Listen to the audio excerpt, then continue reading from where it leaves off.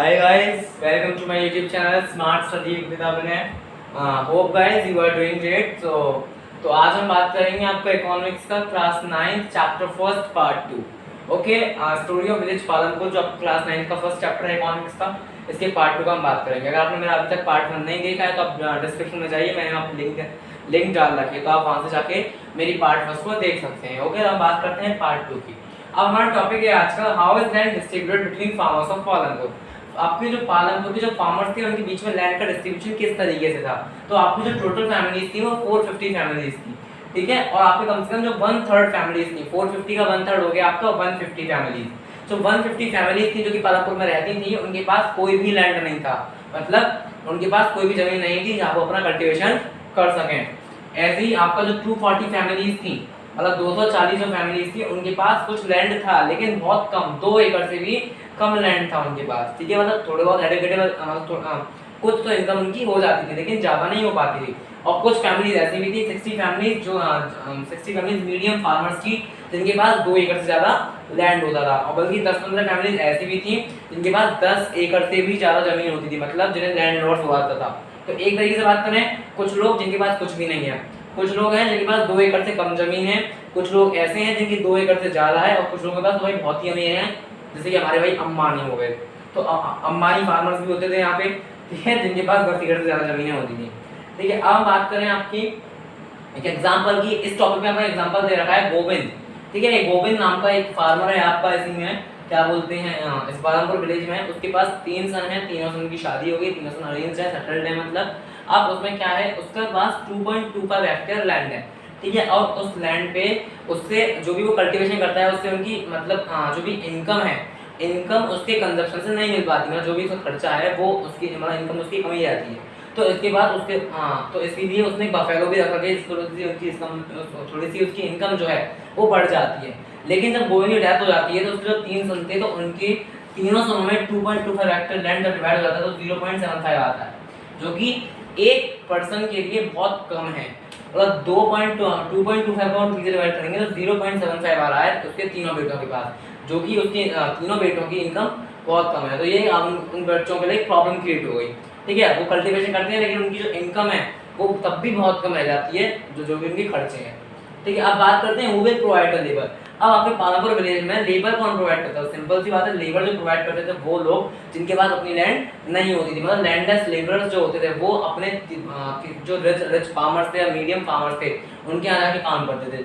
अब वैसे सपोज कीजिए आपको जो बहुत छोटे से फार्मर्स थे, हमारे 240 फैमिली जिनके पास 2 एकड़ से भी कम जमीन है, वो क्या करते थे, वो अपने यहाँ खेती खुद ही करते थे, अपने यहाँ कल्टीवेशन को खुद ही करते थे. उन्होंने किसी को अपॉइंट नहीं कर रखा था, किसी को उन्होंने मतलब बोल सकते हैं किसी को हायर नहीं कर रखा था, क्योंकि उनके पास इतनी इनकम ही नहीं है कि वो किसी को क्या दें. तो सिंपल सा वो अपना काम खुद करते थे, जिनके पास अपनी लैंड होती थी. लेकिन जिनके पास अपनी लैंड होती ही नहीं थी तो वो क्या करते थे, वो रिच फार्मर्स के पास, लैंड लॉर्ड्स के यहाँ क्या करते थे, लैंड लॉर्ड्स के यहाँ जाके उनके खेतों में काम करते थे, ठीक है. जब वो उनके खेतों में काम करते थे तो उन्हें क्या मिलता था, तो मतलब जो भी प्रोडक्शन होता था उस प्रोडक्शन के उनका कोई अधिकार नहीं था, ठीक है. सिंपल सी बात है, जो भी उनको चीज़ें मिलती थी या तो उनको वो किस में मिलती थी, या तो उन्हें सैलरी दी जाती थी, हर महीने अलाउंस दिया जाता था, कभी कभी उन्हें खाने का मील भी दी जाती थी, मतलब दोपहर का खाना दे दिया या शाम का खाना दे दिया. और वैसे इनको जो भी क्रॉप का प्रोडक्शन हुआ है उस क्रॉप में थोड़ा सा पार्ट उनको दे दिया जाता था. क्यों दिया जाता था, क्योंकि वो उनका जो काम करते थे तो उनका उस वक्त का पैसा यही था, ठीक है. तो फार्मर देखा जाए तो जो गरीब लोग थे वो क्या करते थे, जिनके पास कोई भी लैंड नहीं था वो तो हमेशा दूसरों के यहाँ हायर रहते थे. लेकिन जिनके पास लैंड था, जिनके पास अपना लैंड था, तो उनकी भी सेम यही दिक्कत थी. जिनके पास अपना लैंड था भाई वो भी क्या करें, पहले अपने खेतों में काम करते थे, फिर जाते थे रिच फार्मर्स के यहाँ काम करने के लिए. तो उनके लिए भी काफ़ी सारी दिक्कतें होती थी. और आपको बताऊँ मैं लेबर के बारे में, तो हम लेबर की इसमें स्टडी करेंगे. तो आपके यहाँ लेकिन जो भी सैलरी दी जाती थी उसमें वेरिएशन थी, मतलब किस तरह की क्रॉप प्रोड्यूस की जा रही है, कौन सी क्रॉप, मतलब किस क्रॉप का हम प्रोडक्शन कर रहे हैं, साथ साथ सॉइल की फर्टिलिटी क्या है, इसके अकॉर्डिंग आपको जो वहाँ के जो लेबरर्स थे उनको वेजेस दिए जाते थे, ठीक है. मतलब वो किस तरह का काम कर रहे हैं. तो सेम है, मैं आपको बात कर रहा हूँ डाला की. एक डाला है, इसमें एग्जाम्पल दिया है. डाला आपका एक लैंडलेस फार्मर है जो क्या करता है, डेली बेसिस पे काम करता है. वैसे तो गवर्नमेंट ने एक लैंडलेस लेबर का कम से कम 300 रुपीज़ अमाउंट रखा है पर डे का। मतलब मान लीजिए आप कोई लैंडलेस लेबर है, वो किसी का काम करेगा तो उसका 300 रुपये उसे रोज के दिए जाने चाहिए। लेकिन जो डाला है उसे केवल एक दिन का 160 रुपये मिलते हैं, क्योंकि डाला जो पालनपुर गाँव है उसमें क्या था, कॉम्पिटिशन बहुत था।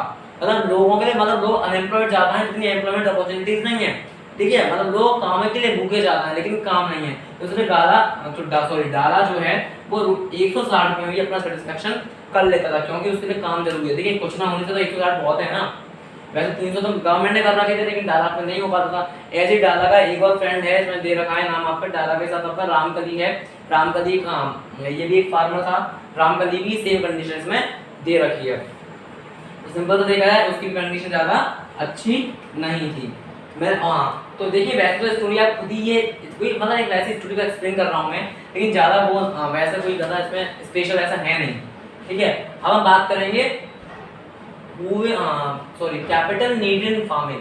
मतलब हमें जो भी हम फार्मिंग करते हैं उसमें कैपिटल की जरूरत पड़ती थी। सिंपल सी बात है, जब आपके जो न्यू ट्रेडिशनल मेथड्स आ गए थे, ग्रीन रिवॉल्यूशन थे, उसमें आपके chemical fertilisers, pesticides, seeds use होते थे, तो इनके लिए क्या चाहिए, जो छोटे छोटे फार्मर्स थे उनको इसके लिए पैसे चाहिए, उनको मतलब हर चीज़ खरीदने के लिए पैसे चाहिए होते थे। तो आपके जो मीडियम फार्मर्स थे और आपके जो रिच फार्मर्स थे वो तो इन सबको मैनेज कर लेते थे, क्योंकि उनका प्रोडक्शन काफ़ी अच्छा होता था। उस प्रोडक्शन को अपना बेच देते थे और उससे जो भी इनकम आती थी उसे वो अपना फार्मिंग में कैपिटल की फॉर्म में यूज कर लेते थे। लेकिन आपके जो बहुत छोटे छोटे फार्मर्स थे, जो स्मॉल फार्मर्स थे, उनको क्या करना पड़ता था, उनको लोन लेना पड़ता था। उनको जो लैंड लॉर्ड्स थे उनसे लोन लेना पड़ता था, और उन्हें दिक्कतें भी बहुत सारी होती थी। इसमें आपका दे रखा है, जो बहुत सारे स्मॉल फार्मर्स थे उनको मनी लेंडर्स से, ट्रेडर्स से, ठीक है, जो लोन लेना पड़ता था, जो कि कल्टीवेशन, जो भी क्या देते थे, कल्टीवेशन के लिए लोन देते थे। आपका इसमें एक एग्जांपल दे रखा है सविता का नाम का। सविता आपकी क्या है, एक फार्मर है आपके गांव में, और मतलब पालनपुर के गांव में सविता एक फार्मर है जिसकी कंडीशन बहुत ज़्यादा पुअर है, और उसके पास जो देखा जाए तो उसके पास मैं बात करूं, उसके पास मतलब वो वीट का प्रोडक्शन करना चाहती है। उसके पास 1 एकड़ ऑफ लैंड है, लेकिन उसके पास इतने पैसे नहीं है कि वो अपना प्रोडक्शन कर सके। तो उसने सब कुछ अमाउंट लगाया, तो उसे कम से कम टोटल 3000 रुपये की जरूरत थी। 3000 रुपये की जरूरत है उसे सब कुछ करने के, मतलब अपना वाटर सप्लाई करना, इरिगेशन करना, सारी फैसिलिटीज लगा के उसने लगाया कि उसे 3000 रुपये की जरूरत है। तो वो एक गांव पे एक लैंड लॉर्ड है तेजपाल सिंह, वो तेजपाल सिंह के पास जाती है और वहाँ से अपना क्या लेती है, लोन ले लेती है। तो उन्होंने उसे लोन दे दिया, लेकिन 24% इंटरेस्ट पे। सोचिए 24% इंटरेस्ट और 4 महीने के लिए। और बल्कि सविता इस पर भी एग्री हो जाती है, और साथ साथ सविता ये भी एग्री हो जाती है कि जब भी सीजन का काम आएगा, मतलब जब भी ये फसल कटेंगी, मतलब जब सीजन का काम आएगा तो वो डेली 100 रुपये बेसिस पे काम करने के लिए भी तैयार हो जाएगी। तो एक तरीके से हम बात करें तो सविता उस टाइम पे भी रेडी हुई। लेकिन इससे क्या है, तो मतलब सविता रेडी तो हो गई, तो देखिए कि वहाँ की जो हाउस होल्ड जो वुमेन्स थी उनको पहले अपने यहाँ का काम करना, ठीक है, अपने घर का काम करना, फिर अपने यहाँ पे उन्होंने जो फीड छोटा सा जो खेत है वहाँ पे अपना जो प्रोडक्शन क्या है वो प्रोडक्शन करना। साथ साथ क्या करना है, प्रोडक्शन करने के बाद फिर उनको तेजपाल सिंह के यहाँ जाकर भी काम करना है। तो इस तरीके से वहाँ की जो हाउस होल्ड वुमेन्स थी उनको सारी प्रॉब्लम्स का फेस करना पड़ता था, ठीक है। तो ये तो हो गया ये सारा टॉपिक। अब हम तो चलते हैं हमारे नेक्स्ट टॉपिक पे, ठीक है। अब है हमारा sale of surplus from products. मतलब आपकी कैसे, मैंने आपको बताया था कि जो भी प्रोडक्ट सेल किए जाते थे मार्केट में, उनसे जो सरप्लस मतलब सरप्लस मिलता था, मतलब सेल ऑफ सरप्लस, मतलब जो भी हमें सरप्लस मिला है प्रोडक्शन में उसकी सेल करके जो भी इनकम होती थी उससे हम प्रोडक्ट्स खरीदते थे, ठीक है। तो हम बात करें sale of surplus from products topic में, तो गोविंद और सविता इनके पास क्या थे, इनके पास छोटे छोटे लैंड थे। इसकी वजह से इनका प्रोडक्शन भी बहुत छोटा हो पाता था। तो जो भी प्रोडक्शन होता था उतना प्रोडक्शन हो पाता था कि ये इसके अपने कंजप्शन जो कंजप्शन नीड्स हैं वो फुलफिल वो कंप्लीट कर सकें। लेकिन तो ये तो छोटे फार्मर्स के लिए होगा। लेकिन जो बड़े बड़े लार्ज फार्मर्स थे, आपके लार्ज फार्मर्स का क्या हिसाब था, जैसे तेजपाल सिंह की बात करें तो वो लोग क्या करते थे, वो लोग जो अपनी जो भी उनका खर्चा था, मतलब मैक्सिमम जो पार्ट था उसे अपने खर्च के लिए, जो भी उनके खर्च के लिए मतलब अपना जो खर्चा करेंगे उसे खर्चे को अलग रख लिया, और जो भी बचा हुआ है उसे वो मार्केट में बेच देते थे। तो जो भी मार्केट में बेचते उससे उनकी क्या होती थी, इनकम होती थी। तो सेम है आपके जो लोग थे जो गांव से शहरों में जाते थे ट्रेडिंग करने के लिए, जैसे आपने देखा होगा आपके फर्स्ट पेज पे ही जो बुलक कार्ट्स हैं जिनमें सामान लद के जा रहा है, उनमें क्या है, गेहूँ, बाजरा, ज्वार, ये सारी चीजें जा रही हैं। जो बड़े बड़े फार्मर्स हैं जिनका प्रोडक्शन बहुत सारा होता है, वो पहले अपनी कंजप्शन नीड्स को अलग करके जो भी उनका खर्चा है खाने पीने का उसे हटा के जो भी सरप्लस बनता था उन्हें मार्केट में जाके बेच देते थे, जिससे उनकी इनकम होती थी। लास्ट टाइम भी तेजपाल सिंह के उनके कम से कम 1300 क्विंटल वीट का प्रोडक्शन हुआ, जिन्होंने उन्होंने क्या किया, उन्होंने उसे मार्केट में जाके रायगंज में, शाहपुर में, ऐसे मार्केट्स में जाके उन्होंने उन्हें बेच दिया। तो इससे लास्ट टाइम उनकी क्या हुआ, उन्हें काफी अच्छा प्रॉफिट भी हुआ था जो तेजपाल सिंह है। तो वो उस पैसे का करते क्या थे, पहला बात उन्होंने एक बैंक अकाउंट खोला, बैंक अकाउंट में अपने पैसे को डिपॉजिट कर दिया, और जो भी उनके पास और एक्स्ट्रा अर्निंग होती थी उससे क्या करते थे, वो लोगों को लोन देते थे, बहुत अच्छी इंटरेस्ट पे लोन देते थे। मैंने बताया 24% इंटरेस्ट पे सविता को लोन दिया, तो ऐसे ही काफी लोगों को लोन और देते थे। तो ये उनकी एक दूसरी इनकम होगी अर्निंग करने के लिए। और तीसरी चीज क्या होती थी, वो अपने सोच रहे कुछ भी, मतलब जैसे कि वो काम कर रहे हैं, वर्किंग कैपिटल खरीदते थे कभी कभी, जैसे मान लो जो भी बंदे वहाँ पे काम कर रहे हैं और उनको कुछ हेल्प मिल जाए, लेबरर्स मिल जाए, तो इस बार उनकी जो अर्निंग हुई है तेजपाल सिंह इस बार उन्होंने प्लान बनाया कि वो जो ट्रैक्टर होता है आपके खेतों में वो खरीदने की सोच रहे हैं, वो ट्रैक्टर खरीदने की सोच रहे हैं, जिससे क्या होगा, उनका जो फिक्स्ड कैपिटल है वो और इंक्रीज हो जाएगा, जिससे उनकी प्रोडक्शन बढ़ने के चांसेस और बढ़ जाएंगे। तो देखा जाए आपका गांव में यही सब होता है, मतलब लोग पहले अपना जो मैक्सिमम यूज है अपने कंजप्शन नीड्स को हटा के जो भी आपका सरप्लस आता है वो सरप्लस को मार्केट में बेच देते हैं, ठीक है। और उससे क्या होता है, आपकी जो भी अर्निंग्स आती हैं उनसे वो कैपिटल खरीद देते हैं, जिससे आपका जो प्रोडक्शन है वो और बढ़ जाता है। जैसे कि मतलब कुछ फार्मर्स आपके कैटल, ट्रक्स, ठीक है, और बहुत सारे रॉ मटेरियल खरीद देते हैं। तो इस तरीके से जो बड़े बड़े जो फार्मर्स थे उनको अभी लोन लेने की जरूरत नहीं पड़ती थी, बल्कि वो छोटे छोटे फार्मर्स को लोन देते थे। अब हम बात करें आपकी नॉन फार्म एक्टिविटीज की पालनपुर में, ये कॉमन सी बातें हैं जो आप खुद जानते हैं। नॉन फार्म एक्टिविटीज आपके केवल 25% जो लोग थे पालनपुर में वही केवल इन्वॉल्व थे आपके नॉन फार्म एक्टिविटीज, मतलब आपके जो टोटल लोग थे उनमें से केवल 25% लोग थे जो नॉन फार्म एक्टिविटीज में इन्वॉल्व थे। तो पहले हम बात करें आपकी dairy other common activity. Dairy में क्या था, डेयरी में आपके जो कुछ लोग थे वो डेयरी में भी इन्वॉल्व थे। इसमें क्या थे, वो बफेलोस को, मतलब भैंसों गाय भैंसों को, काव बफेलोस को अपने पास रखते थे, ठीक है, और उनको क्या करते थे, उनको ज्वार बाजरा ये सब खिलाते थे जब भी ज्वार बाजरा कटने का टाइम आता था, और साथ साथ उनसे जो भी मिल्क का प्रोडक्शन होता था उस मिल्क के प्रोडक्शन को वो पास के मार्केट में रायगंज में जाके बेच देते थे। और वहाँ पे आपके बहुत सारे ऐसे मतलब वहाँ पे जो ऐसे लोग थे, मतलब क्या बोल सकते हैं, मार्केट में ऐसे लोग थे जो मिल्क को खरीदते थे और सिटीज तक पहुंचाते थे, ठीक है। तो आपके दो ट्रेडर्स बताए गए हैं शाहपुर में, जो कि मोस्टली आपका जो भी मिल्क का प्रोडक्शन होता था उसे वो मतलब खरीदते थे लोगों से। मतलब जो दो ट्रेडर्स हैं आपके शाहपुर नामक एक गांव है, इसी के पास, किसके पास, पालनपुर के पास। सिंपल सी स्टोरी, डेयरी में अगर आपसे पूछा जाए तो डेयरी में लिख देंगे, उसमें क्या है, काव बफेलो को पाल लेते हैं, ठीक है, ज्वार बाजरा खिलाते हैं उनको, जो मिल्क का प्रोडक्शन होता है उसे मार्केट में बेच देते हैं, मार्केट से वो लोग सिटी में बेच देते हैं, ठीक है। तो ऐसे जो पालनपुर प्लेस था वहाँ पे उन जो मिल्क है उसे रायगंज में बेचते थे, रायगंज जो कि पालनपुर के पास जो गाँव था रायगंज में उसे बेच देते थे। अब बात करें example of small scale manufacturing of Palanpur में आपको जो स्मॉल स्केल मैन्युफैक्चरिंग, मतलब पालनपुर में वैसे तो मैन्युफैक्चरिंग तो होती ही नहीं थी, मतलब सामान बनना तो ऐसा, मतलब मैन्युफैक्चरिंग होना एक गांव में बहुत बड़ी बात है, लेकिन तब भी छोटी मोटी मैन्युफैक्चरिंग आपके विलेज में होती थी, ठीक है। मतलब बहुत जैसे कि इंडस्ट्रीज में होता है, सिटीज में जो मैन्युफैक्चरिंग इंडस्ट्रीज होती हैं, ठीक है, ऐसा तो नहीं होता था गांव में, लेकिन जहाँ जो मैन्युफैक्चरिंग की जाती थी वो बहुत स्मॉल स्केल पे की जाती थी। और जो और जैसे मतलब कोई भी मैन्युफैक्चरिंग जानते होंगे आप लोग, वैसे सामान बनाना, कोई भी चीज़ बनानी, सामान बनाना, ये सब चीज़ें क्या होती है मैन्युफैक्चरिंग की। तो सेम है, और जो मैन्युफैक्चरिंग होती है लोग क्या करते थे, जैसे कि मतलब घरों पे कर रहे हैं या फिर फील्ड्स पे कर रहे हैं, तो एक तरीके से उनका मैन्युफैक्चरिंग होंगे। जैसे कि आपको मैं बात बताऊं, इसमें बात करें मिश्री लाल ने क्या किया, मिश्री लाल ने एक आपका एक फार्मर है जिसने क्या किया है, जिसने आपका शुगर केन क्रशिंग मशीन खरीदी है, मतलब शुगर जो गन्ने छीलती है और जो गुड़ बनाती है वो मशीन खरीदी है।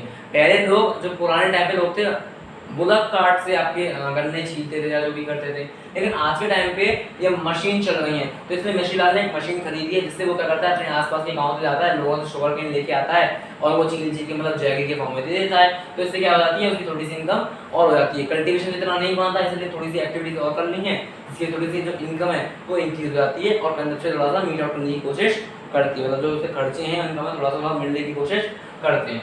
ऐसी बात करें हम शॉपकीपर्स की पालनपुर में, पालमपुर में शॉपकीपर्स बहुत सारे थे, मतलब बोल रहे तो ये शॉपकीपर्स क्या करते हैं, ये सिटीज में जाते हैं, थोक में वहाँ से सामान लेते हैं, मतलब होलसेल में सामान लेते हैं और गांव में अपनी दुकानें बना के बेचते हैं। जैसे कि और मान लो ऐसी दुकान में क्या बनते हैं आपके राइस, व्हीट, ठीक है, आपके बिस्किट, नमकीन, ऑयल, ठीक है, मतलब आपकी घरेलू वस्तुएं सारी जो मिलती हैं, खाने पीने की घरेलू वस्तुएं, इसमें तो बहुत सारी चीज़ों के एग्जांपल दिए हैं जहाँ पे जैसे नोटबुक हो गया, कैंडल्स हो गए, बिस्किट्स हो गए, टूथपेस्ट हो गए, बैटरीज हो गई और मतलब कुछ कपड़े वपड़े, ये सब गांव में क्या होती हैं, मतलब जो गांव के कुछ लोग होते हैं, जो व्यापारी जो शहरों में जाते हैं वहाँ से थोक में सामान खरीद के लेके आते हैं और गाँव में बेच देते हैं। और बहुत से लोग क्या करते हैं, जैसे कि आपने देखा होगा गाँव से शहरों में जो बसेस बनती हैं, बनती क्या मतलब बस अड्डे जो होते हैं वहाँ पे लोग अपनी दुकानें बना लेते हैं, ठीक है, और दुकानों पे सामान बेचना शुरू कर देते हैं। तो ऐसे क्या है, ये आपकी नॉन फार्म एक्टिविटीज है जो कि गाँव के लोग अक्सर करते हैं जब उनके पास कोई काम नहीं होता।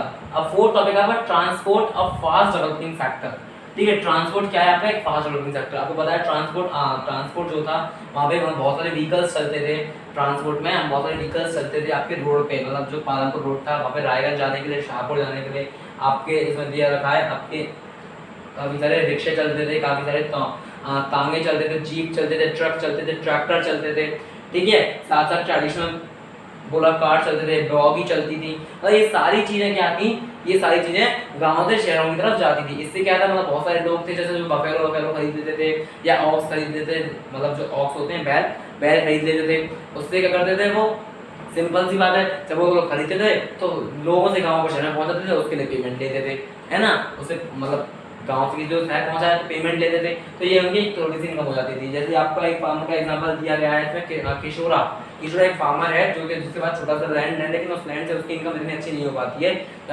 जितनी कि उसके खर्चे हैं। तो इसलिए उसने क्या किया, उसने लास्ट ईयर एक आपकी भैंस खरीदी थी, उस भैंस बफेलो खरीदी, और बफेलो को क्या किया उसने, उस बफेलो को परचेज करके उसका मिल्क का प्रोडक्शन किया, ठीक है, उसका दूध बांटा हर जगह, तो मतलब दूध दिया, तो इससे क्या हुआ, थोड़ी सी उसकी इनकम और बढ़ गई।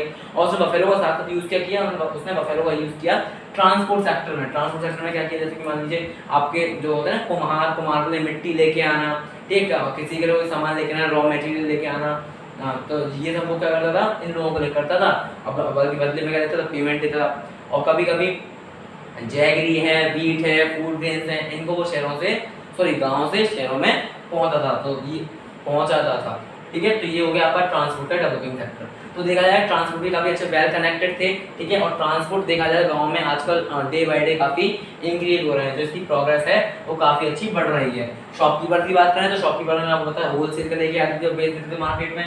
ऐसी स्मॉल स्केल मैन्युफैक्चरिंग में बहुत ज़्यादा स्मॉल स्केल मैन्युफैक्चरिंग होती नहीं थी, बहुत स्मॉल स्केल पे की जाती थी। डेयरी का बताया था मैंने आपको, भैंस ये सब पाल लेना और मिल्क का प्रोडक्शन करना और शहरों में बेच देना। जैसे कि आपकी अब रायगंज है, शाहपुर है, ये क्या है, ये सब पालमपुर के आसपास के गांव के नाम बताए गए हैं। तो ये तो हो गया आपका पूरा चैप्टर, ठीक है। और चैप्टर में कुछ ऐसा इंपॉर्टेंट नहीं है, मैंने आपको शॉर्ट में पूरा चैप्टर समझाने की कोशिश करी है। अगर आपको कोई भी दिक्कत है, कोई भी चैप्टर में कोई भी चीज़ नहीं समझ में आ रही है, मुझसे कोई चीज़ छूट गई है तो उसके लिए मुझे माफ़ कीजिएगा, ठीक है। लेकिन मैंने आपको पूरा चैप्टर कवर करने की कोशिश करी है। If you have any question regarding this video या regarding another video, then please ask me in the comment section, definitely I will give the reply of a question. If you have any question regarding this video, then please ask me in the comment section. तो thank you to watch my video and please अभी तक आपने मेरा channel subscribe नहीं किया तो मेरे channel को सब्सक्राइब कर दीजिए। देखिए गाइस, आप भी जानते हैं हम लोग यहाँ मेहनत कर रहे हैं, हालांकि मेरी वीडियो जो व्यूज़ आते हैं नहीं आते, इट डजंट मैटर, लेकिन मेरा काम क्या है, केवल वीडियोज़ बनाना, बच्चों को पढ़ाना, वो मैं करता रहूँगा, उसमें मैं कभी नहीं रुकूंगा। बीच में रुक गया था, वो मेरी बहुत बड़ी गलती थी, लेकिन मैं कंटिन्यू करता रहूँगा। तो thank you guys, thank you, मैं आपको दोबारा थैंक यू बोलना चाहूँगा। Thank you to watch my video, please subscribe my YouTube channel and press the bell icon to get my latest update whatever I have updated on the YouTube। मतलब जो भी मैं new updates देता हूँ YouTube पे, तो आप उन न्यू अपडेट्स को जल्दी से क्या कर सकें, आपको न्यू अपडेट्स मिल सकें। तो इसलिए thank you guys, thank you.